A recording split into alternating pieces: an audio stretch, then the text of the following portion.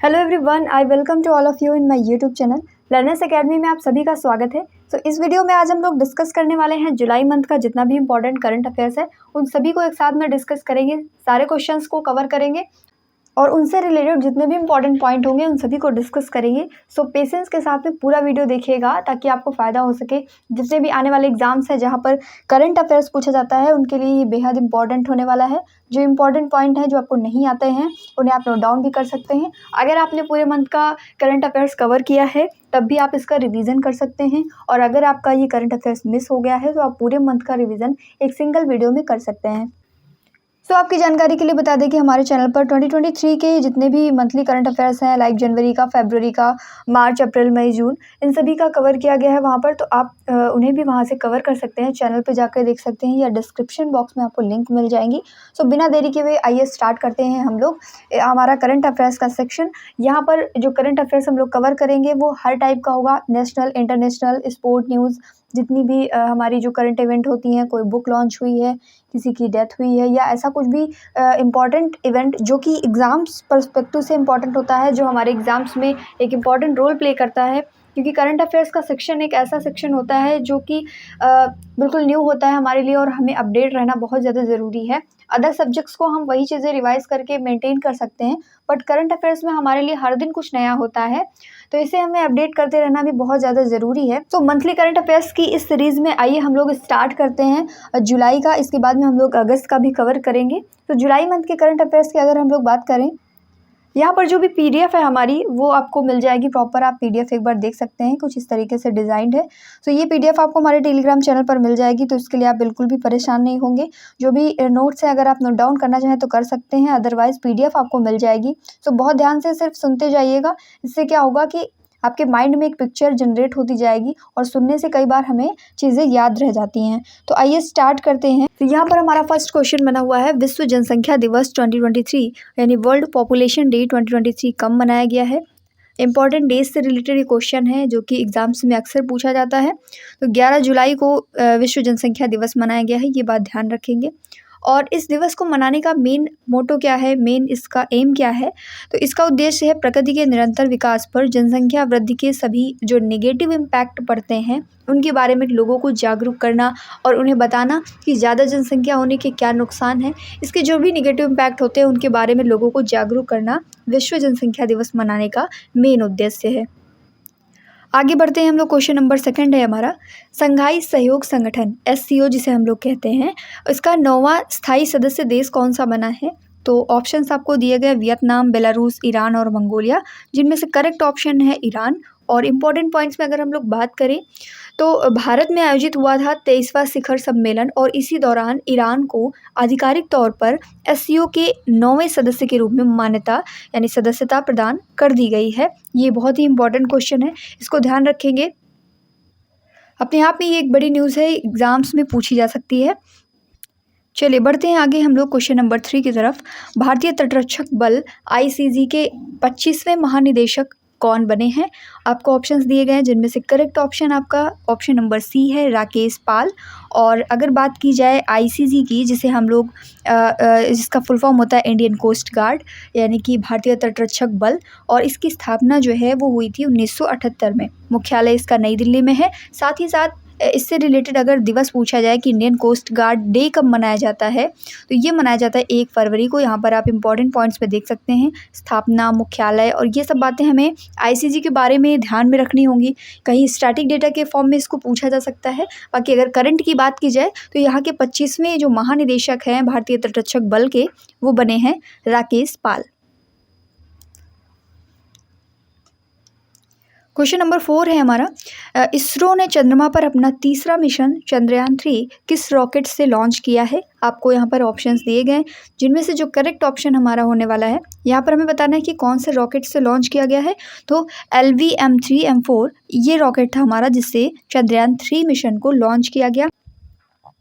अगर बात करें कि ये लॉन्चिंग कहाँ से हुई है, ये लॉन्चिंग हुई है सतीश धवन अंतरिक्ष केंद्र से, श्रीहरिकोटा से।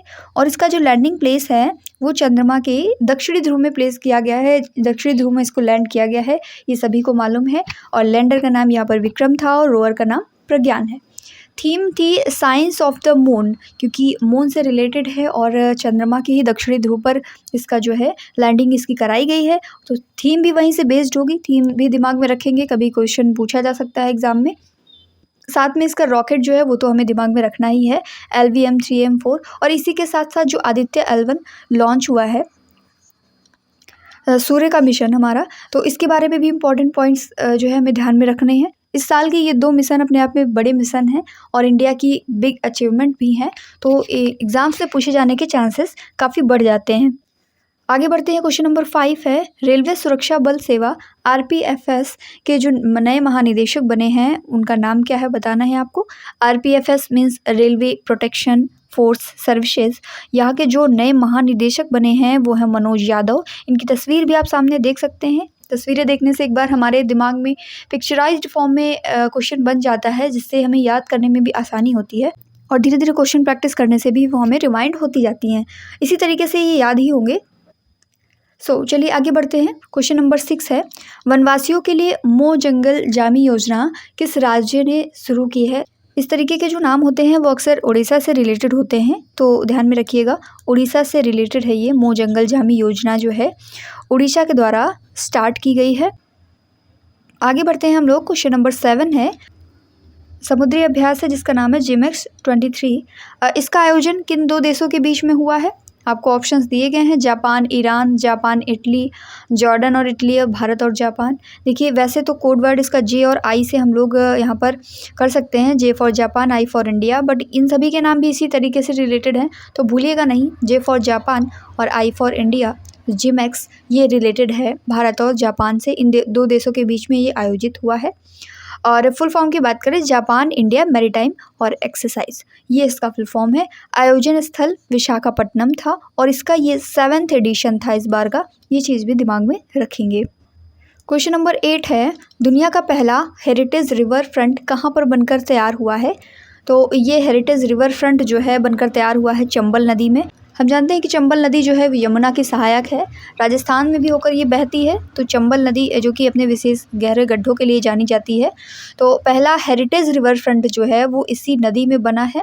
राजस्थान का जो कोटा है वहाँ पर चंबल नदी के किनारे 1200 करोड़ की लागत से दुनिया का पहला हेरिटेज रिवर फ्रंट विकसित किया गया है। ये इंपॉर्टेंट पॉइंट के फॉर्म में यहाँ पर हम लोग ध्यान में रखेंगे। इस टाइम पर जो विपक्षी राजनीतिक दल हैं उनका जो नया गठबंधन है वो बहुत ही ज़्यादा चर्चा में है। क्वेश्चन नंबर 10 हमारा यहाँ पर है, 26 भारतीय विपक्षी राजनीतिक दलों ने 2024 के चुनाव के लिए किस नाम से नया गठबंधन बनाया है। काफ़ी इसको लेकर के कंट्रोवर्सी चल रही है, तो ये नाम है INDIA। इस नाम से इन्होंने नया गठबंधन बनाया है इंडिया। अगर बात करें तो इसका फुल फॉर्म है Indian national developmental inclusive alliance, जो कि प्रोनाउंसिएशन में इंडिया जैसा ही है, INDIA, Indian national developmental inclusive alliance. Next question number 11 है, भारत की पहली कैनबिस यानी भांग मेडिसिन परियोजना ये कहाँ पर शुरू की गई है। तो यहाँ पर हमारा करेक्ट ऑप्शन है जम्मू कश्मीर। भांग ऐसे रिलेट करके याद रखेंगे, जम्मू कश्मीर में ही भारत की पहली कैनबिस मेडिसिन परियोजना स्टार्ट की गई है। क्वेश्चन नंबर 12 है, मेरा बिल मेरा अधिकार योजना ये किस स्टेट ने स्टार्ट करी है। तो हरियाणा ने स्टार्ट की है मेरा बिल मेरा अधिकार योजना। इसके बाद में question number 13, Asian athletics championship 2023 की पदक तालिका में भारत किस स्थान पर रहा है। पहले, दूसरे, तीसरे या फिर 5वें।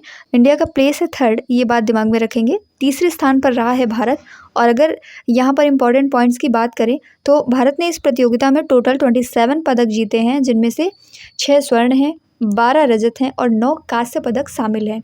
पदक तालिका में पहला स्थान जो रहा है वो कौन से देश का है, जापान का, जिसने कुल 37 पदक जीते हैं, 16 गोल्ड, 11 सिल्वर और यहाँ पर 10 ब्रॉन्ज हैं।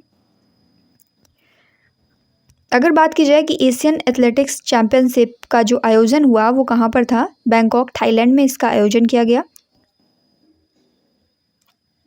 देन क्वेश्चन नंबर 14 है, इंपॉर्टेंट क्वेश्चन है ये भी, गंडक गंगा नदी जोड़ योजना किस राज्य में स्टार्ट हुई है।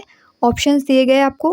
देखिए इन दोनों की लोकेशन जहाँ होगी वहीं का हम लोग जो है अनुमान भी लगा सकते हैं कि बिहार वाले क्षेत्र में ये बहती हैं और यहीं पर गंडक गंगा नदी जोड़ परियोजना एक तरीके से स्टार्ट की गई।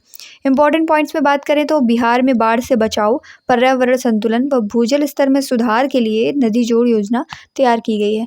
देखिए जब दो नदियों को आपस में कनेक्ट किया जाता है तो या तो एक एरिया से दूसरे एरिया में वाटर पहुंचाने के लिए, या फिर जो ज़्यादा वाटर कंजम्पशन है, एक जगह पे ज़्यादा कलेक्शन हो जाता है तो उसको डिस्ट्रीब्यूट करने के लिए, दूसरे एरिया तक पहुंचाने के लिए, ताकि बाढ़ वगैरह की परेशानियों से बचा जा सके। तो ऐसी परेशानियों से बचने के लिए भी हम लोग नदी को जोड़ने जैसी परियोजनाओं को स्टार्ट करते हैं जिससे एक बैलेंस बना के रखा जा सके। गंडक गंगा नदी जोड़ योजना ये किस स्टेट में स्टार्ट हुई है? बिहार में स्टार्ट हुई है, ये बात ध्यान में रखेंगे।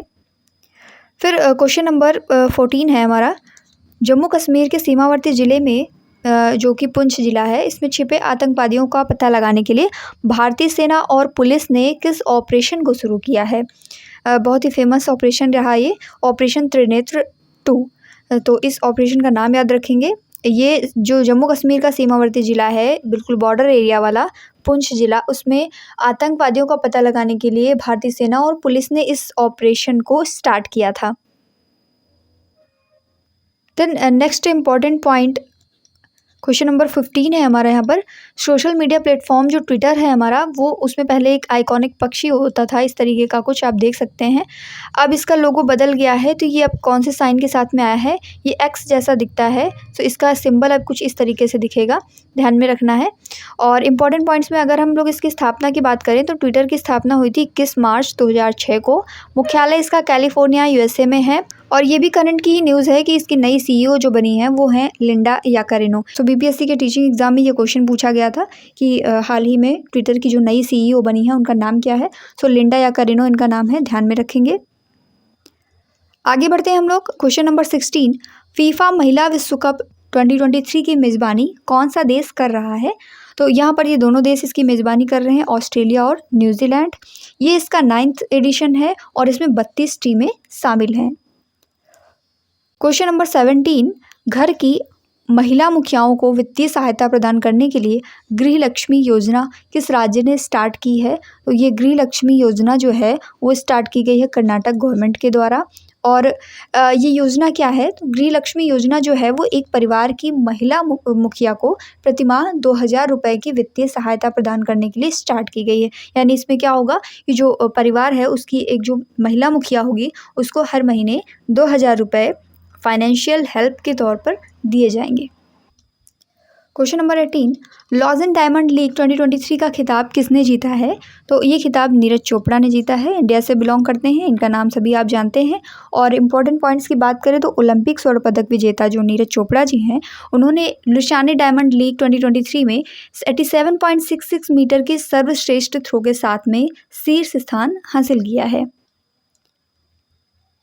क्वेश्चन नंबर 19, 2023 में भारत अफ्रीका अंतर्राष्ट्रीय बाजरा सम्मेलन जो है वो कहाँ पर आयोजित हुआ है? तो ये आयोजित हुआ है नैरोबी केन्या में, जो कि एक अफ्रीकन कंट्री है।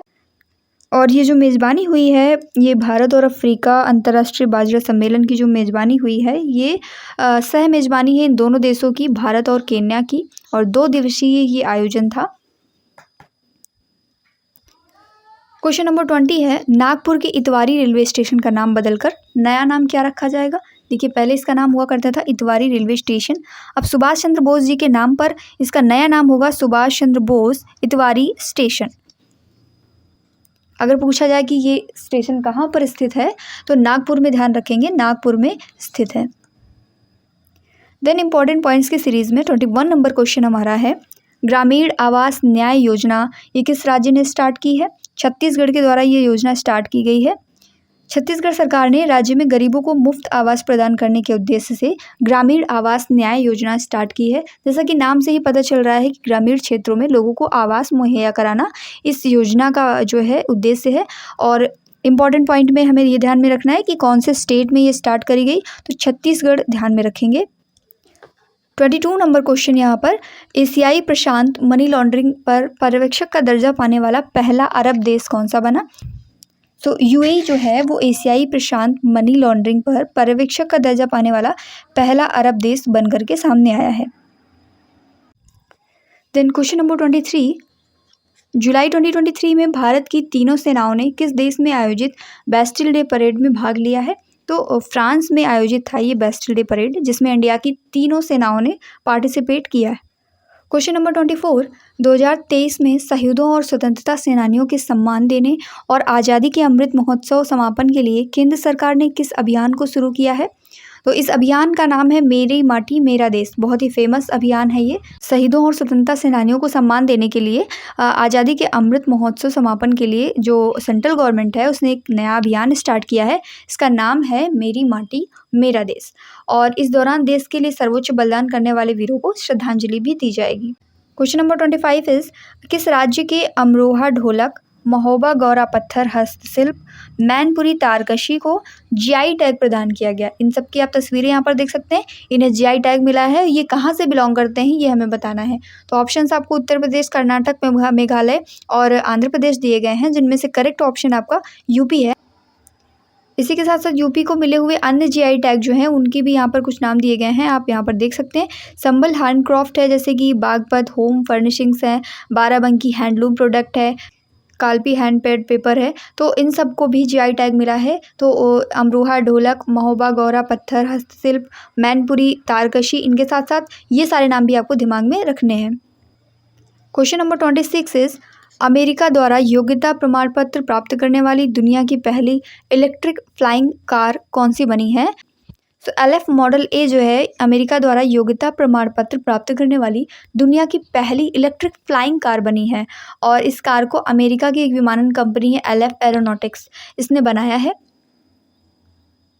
2023 में बाजार पूंजीकरण के मामले में दुनिया का चौथा और भारत का सबसे बड़ा बैंक कौन सा बन गया है? तो HDFC बैंक है। इसको दिमाग में रखेंगे कि बाजार पूंजीकरण के मामले में वर्ल्ड पे 4th नंबर पर और इंडिया का 1st नंबर पर ये बैंक आता है। आगे बढ़ते हैं हम लोग।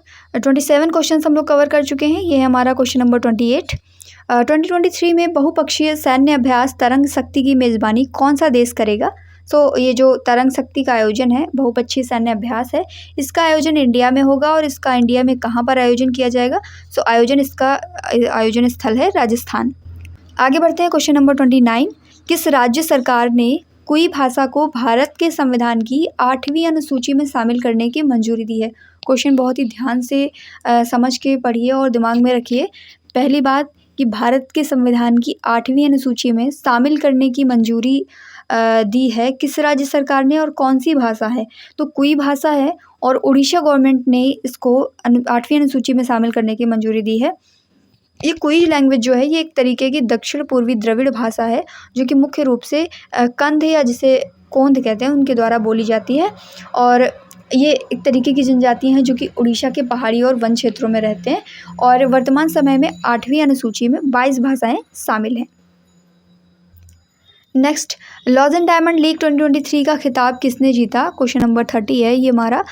ये जीता है नीरज चोपड़ा ने, जो कि इंडिया से बिलोंग करते हैं। आगे बढ़ते हैं। क्वेश्चन नंबर 31 है, किस राज्य के अथूर पान के पत्तों को जीआई टैग मिला है? तो ये बिलोंग करते हैं तमिलनाडु से, इन्हें मिला है जीआई टैग।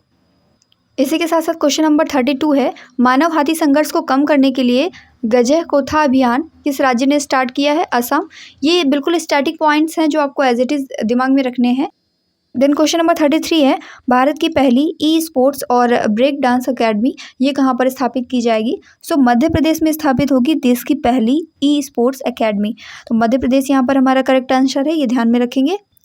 क्वेश्चन नंबर 34 है, दुनिया का पहला मीथेन से उड़ने वाला रॉकेट JUICU-2 ये किस देश ने लॉन्च किया है? ये लॉन्च किया गया है चाइना के द्वारा, जैसे कि नाम से ही पता चल रहा है। और चाइना की एक निजी कंपनी है, प्राइवेट कंपनी है लैंड स्पेस, जिसने दुनिया के पहले मीथेन लिक्विड ऑक्सीजन रॉकेट को कक्षा में सफलतापूर्वक लॉन्च किया है। और इससे पहले चाइना ने अप्रैल 2023 में केरोसिन ऑक्सीजन रॉकेट को सफलतापूर्वक लॉन्च किया था। तो केरोसिन ऑक्सीजन रॉकेट चाइना, और इसी के साथ साथ मीथेन से उड़ने वाला पहला रॉकेट किसने बनाया है? चाइना ने। तो ये बात हमें दिमाग में रखनी है। आगे बढ़ते हैं। क्वेश्चन नंबर 35 है, QS वर्ल्ड यूनिवर्सिटी रैंकिंग 2024 में भारत के किस विश्वविद्यालय को नंबर 1 प्राइवेट यूनिवर्सिटी का दर्जा मिला है? देखिए क्यूएस वर्ल्ड यूनिवर्सिटी रैंकिंग है जिसमें इंडिया का कौन सी यूनिवर्सिटी है जिसको नंबर 1 प्राइवेट यूनिवर्सिटी का दर्जा मिला है, तो इंडिया की है चंडीगढ़ यूनिवर्सिटी। सभी पब्लिक और प्राइवेट इंस्टीट्यूशंस के बीच में चंडीगढ़ यूनिवर्सिटी की ऑल इंडिया रैंक 20 है। मिशन स्कूटर योजना है 36 नंबर क्वेश्चन। मिशन शक्ति स्कूटर योजना किस राज्य सरकार ने स्टार्ट की है? उड़ीसा गवर्नमेंट ने ये स्टार्ट किया है। उड़ीसा के मुख्यमंत्री हैं नवीन पटनायक जिन्होंने मिशन शक्ति स्कूटर योजना को मंजूरी दी है। 37 नंबर क्वेश्चन है, विश्व स्वास्थ्य संगठन जिसे हम लोग वर्ल्ड हेल्थ ऑर्गेनाइजेशन कहते हैं, इसने किस कृत्रिम मधुरक को संभावित कैंसर पदार्थ घोषित किया है? एस्पार्टेम नाम का एक मधुरक है जिसे संभावित कैंसर पदार्थ WHO के द्वारा डिक्लेयर किया गया है। स्पार्टेम एक कृत्रिम मधुरक है जिसका उपयोग खाद्य पदार्थों और पेय में मिठास बढ़ाने के लिए किया जाता है। मधुरक का मतलब ये होता है जो स्वीटनेस को इंक्रीज़ करता है हमारे फूड में, तो ये एक तरीके का आर्टिफिशियल है। तो आर्टिफिशियल मधुरक है और जिसका उपयोग करते हैं हम लोग खाद्य उत्पादों में और जितने भी हमारे ड्रिंकिंग वाली चीज़ें होती हैं उनमें भी यूज़ करते हैं। तो ये कैंसर कारक एक तरीके से डिक्लेयर हुआ है WHO के द्वारा। देन क्वेश्चन नंबर 38 है, अमेरिकी नौसेना की पहली महिला प्रमुख कौन बनी है? लिसा फ्रेंचेटी हैं, इनका नाम है लिसा फ्रेंचेटी, जो कि अमेरिकी नौसेना की पहली महिला प्रमुख बनी है। और इम्पॉर्टेंट पॉइंट्स में अगर बात करें तो यूनाइटेड स्टेट्स ऑफ अमेरिका जो है वो नॉर्थ अमेरिका कॉन्टिनेंट में स्थित एक देश है और राजधानी इसकी वाशिंगटन DC है। यहाँ की करेंसी अमेरिकी डॉलर है। 46 यहाँ के जो राष्ट्रपति हैं वो जो बाइडन है और उपराष्ट्रपति कमला हैरिस हैं। वैसे तो इसी वीडियो में अगस्त मंथ का करंट अफेयर्स हम लोग डिस्कस करने वाले थे, बट ये बहुत ही ज़्यादा लंबा हो जाएगा, इस वजह से इसको नेक्स्ट पार्ट में कवर किया जाएगा। नेक्स्ट वीडियो में हम लोग अगस्त मंथ का पूरा करंट अफेयर्स डिस्कस करेंगे इसी तरीके से। आई होप आपने वीडियो को एंजॉय किया होगा और बहुत सारी नई चीज़ें सीखी होंगी। जो भी आपका प्रीवियस नॉलेज है इस पूरे मंथ का करंट अफेयर्स आपने अच्छे से रिवाइज किया होगा, कुछ इंपॉर्टेंट पॉइंट्स को भी नोट डाउन किया होगा और आपको ये PDF हमारे टेलीग्राम चैनल पर अवेलेबल हो जाएगी। वहाँ से आप इसे डाउनलोड कर सकते हैं और अपने पास सेव करके रख सकते हैं। तो आई होप कि आपको वीडियो अच्छा लगा होगा। अगर अच्छा लगा है तो इसको लाइक करना ना भूलें, चैनल को सब्सक्राइब कर लें और बेल आइकन को प्रेस करना ना भूलें ताकि आपको हमारे जो वीडियो की नोटिफिकेशन है वो सबसे पहले मिल सके और आप अपना रिवीजन लगातार करते रहें।